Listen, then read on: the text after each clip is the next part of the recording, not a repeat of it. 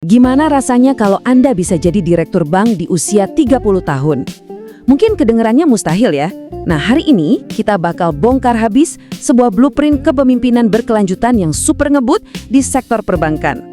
Yuk kita bedah sebuah sistem yang emang dirancang untuk mengubah lulusan baru menjadi pimpinan puncak cuma dalam waktu 6 tahun.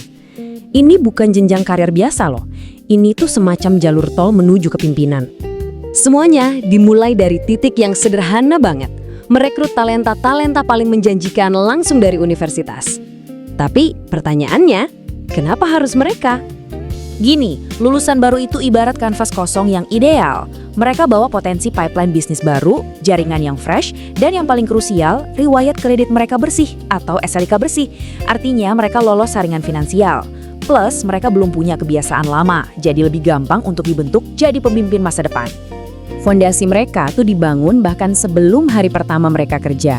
Caranya, lewat sebuah program persiapan khusus yang namanya Siap BPR. Program Siap BPR ini semacam bootcamp kilat. Cuma dalam seminggu, mereka langsung digembleng semuanya.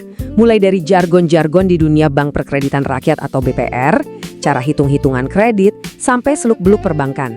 Tujuannya simpel. Biar di minggu pertama kerja, mereka udah nggak kagok lagi, tapi udah siap tancep gas. Dan ini nih yang luar biasa. Sejak hari pertama, seluruh jenjang karir mereka itu udah dipetakan dengan super jelas. Jadi ini bukan sekedar ya udah kerja aja, tapi ini beneran sebuah peta jalan yang terstruktur untuk sampai ke puncak. Oke, setelah fondasinya kuat, para account officer baru atau AO nggak dikasih napas panjang. Mereka langsung dihadapkan sama rintangan pertama, sebuah ujian yang bakal nentuin nasib karir mereka. Mereka dikasih waktu 6 bulan. Dalam periode sesingkat ini, mereka harus ngebuktiin diri. Bukan cuma dengan belajar, tapi dengan benar-benar produksi, menghasilkan bisnis untuk bank. Tekanannya jelas nyata. Nah, disinilah persimpangannya. Setelah 6 bulan itu, ada 2 jalur. Kalau pencapaian target di bawah 50%, karir mereka bisa aja berbelok ke divisi lain. Tapi kalau di atas 50%, selamat, roket karir mereka bakal terus melaju di jalur cepat kepemimpinan. Buat yang berhasil lolos, pendakian pun dimulai.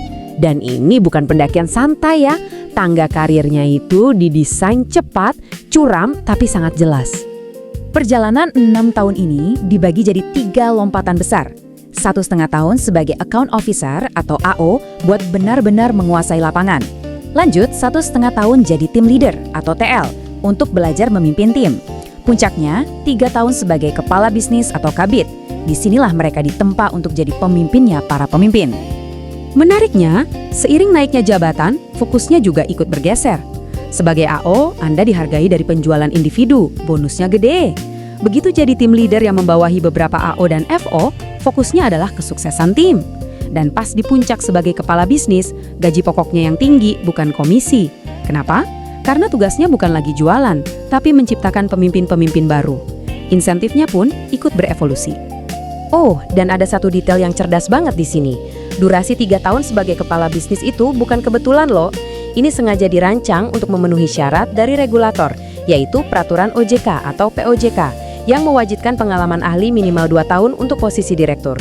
Jadi, sistem ini benar-benar udah mikirin segalanya. Jadi, apa hasil akhirnya? Sebuah sistem yang brilian. Karena bisa dibilang jadi win-win solution. Menguntungkan semua pihak yang terlibat, baik si karyawan maupun bank itu sendiri. Buat karyawan, ini tuh kayak jalur yang jelas dan cepat menuju peran kepemimpinan senior di awal karir.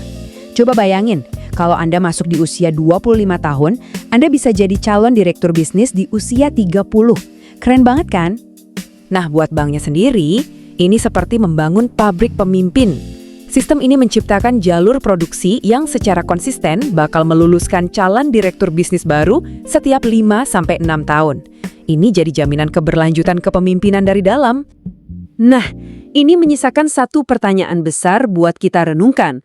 Apakah model pengembangan yang terstruktur dan super cepat ini adalah masa depan kepemimpinan? Nggak cuma di perbankan loh, tapi mungkin juga di industri-industri lainnya.